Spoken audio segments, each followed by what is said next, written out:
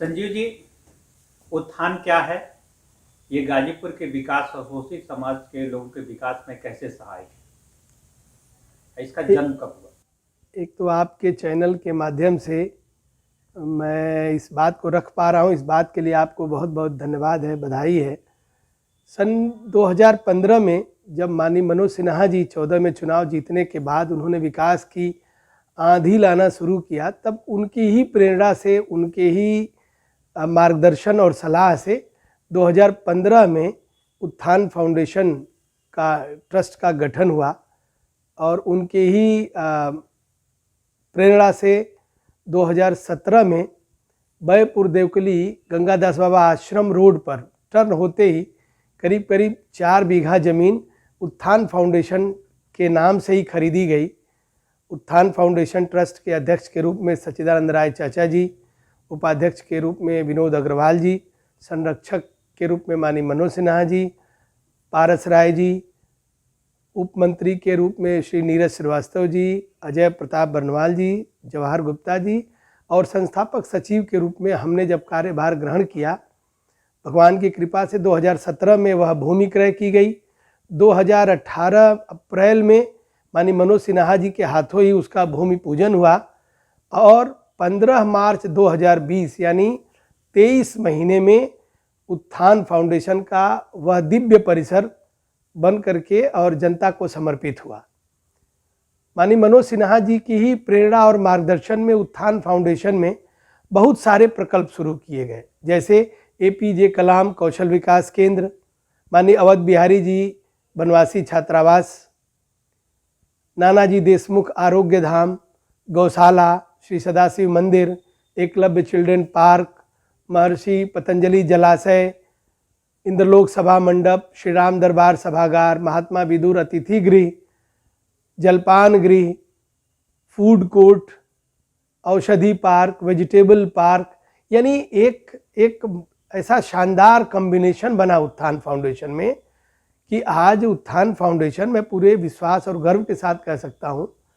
कि पूर्वी उत्तर प्रदेश के किसी भी जिले में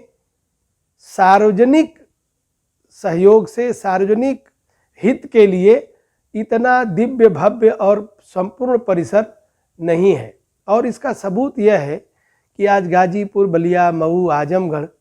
और तमाम बनारस तक के लोग वहाँ पर्यटन के रूप में घूमने के लिए आ रहे हैं। अवध बिहारी जी बनवासी छात्रावास, चूँकि माननीय अवध बिहारी जी की प्रेरणा से ही हम सन 1997 से मुसहर बनवासियों के बीच में काम कर रहे हैं और उनका ही सदैव से एक प्रेरणा रही कि नहीं, गाजीपुर में भी बनवासी छात्रावास चलना चाहिए। तो अखिल भारतीय बनवासी कल्याण आश्रम से संबद्ध सेवा समर्पण संस्थान पूर्वी उत्तर प्रदेश से एफिलिएटेड अवध बिहारी जी बनवासी छात्रावास में 20 बनवासी बच्चे जो गाजीपुर, मऊ, चंदौली, बनारस, जौनपुर के बच्चे हैं वहाँ रहते हैं और नगर के प्रतिष्ठित माधव सरस्वती हायर सेकेंडरी विद्यालय में वह गाड़ी है, ड्राइवर है, 2 ट्यूटर हैं, पढ़ने जाते हैं बच्चे। और मुझे बहुत ही आनंद है कि यह अभाव से आए हुए बनवासी बच्चे 1 वर्ष में ही अपने विद्यालय में सर्वश्रेष्ठ प्रदर्शन कर रहे हैं, खेल कूद में प्रांत स्तर पर प्रदर्शन कर रहे हैं और बहुत ही अच्छी परफॉर्मेंस है उन बच्चों की। अब मेरा सपना ये है कि समाज का सहयोग लेकर के हम हर वर्ष 20 की बजाय कम से कम 200 बनवासी बच्चों को यहाँ से रख करके, पढ़ा करके, और सिर्फ पढ़ा करके नहीं, उनको कामयाब बना करके, उनको रोजगार युक्त बना करके और उनको हम समाज में दें, जिससे हमारा जो एक सपना है कि जो ये पूर्वी उत्तर प्रदेश का 20 लाख मुसहर, बांसफोर, डोम, ये तमाम जो उपेक्षित महादलित समाज है,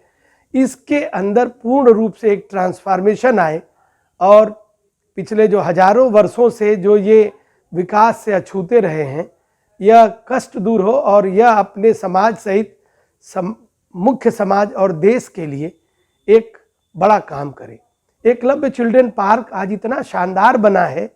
आप कभी भी वहाँ चलेंगे तो देखेंगे कि गाजीपुर और आसपास के जिलों के लोग, विद्यालयों के लोग प्री बुकिंग करते हैं वहाँ और बच्चों का पिकनिक टूर लेकर के आते हैं। आज गाजीपुर का कोई ऐसा विद्यालय नहीं है जो अपने बच्चों को पिकनिक टूर पर लेकर के और उत्थान नहीं जाता है। उत्थान का जो श्री राम दरबार सभागार है,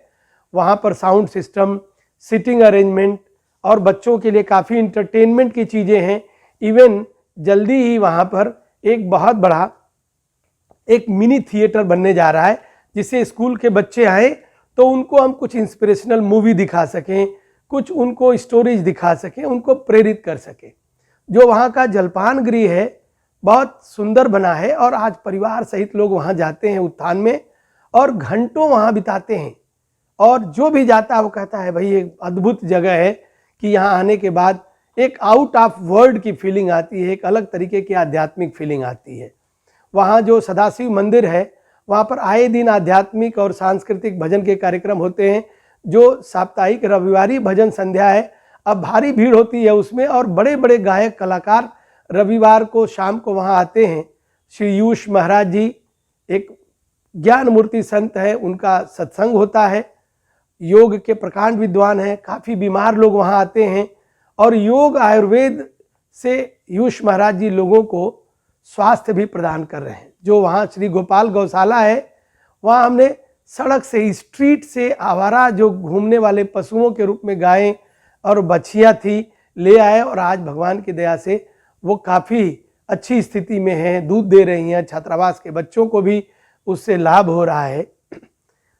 ये जो नानाजी देशमुख आरोग्य धाम है, इसमें हम बहुत जल्दी ही वहाँ आवासीय व्यवस्था देने जा रहे हैं। हमें बताते हुए हर्ष है कि स्वामी विवेकानंद योग विश्वविद्यालय बेंगलोर से हमें संबद्धता मिल चुकी है। थोड़ा आर्थिक संसाधन की कठिनाई है, मैं आवासीय व्यवस्था नहीं दे पा रहा हूँ, जिसकी वजह से विधिवत योग, आयुर्वेद और प्राकृतिक चिकित्सा से लोगों के इलाज का काम अभी नहीं शुरू हो पाया है। यूष जी महाराज द्वारा चल रहा है, बट इसको हम और बड़े स्तर पर इस काम को करना चाहते हैं। रह गई बात जो एपीजे कलाम कौशल विकास केंद्र बना, माननीय मनोज सिन्हा जी का बहुत बड़ा सपना था देश का एक सबसे बड़ा कौशल विकास केंद्र बनाने का। दुर्भाग्य से 19 में जो परिणाम आया और उसके बाद माननीय मनोज सिन्हा जी को अलग तरीके के दायित्व तो मिल गए, तो वह काम अभी उपेक्षित है। मैं जो सरकार की व्यवस्था है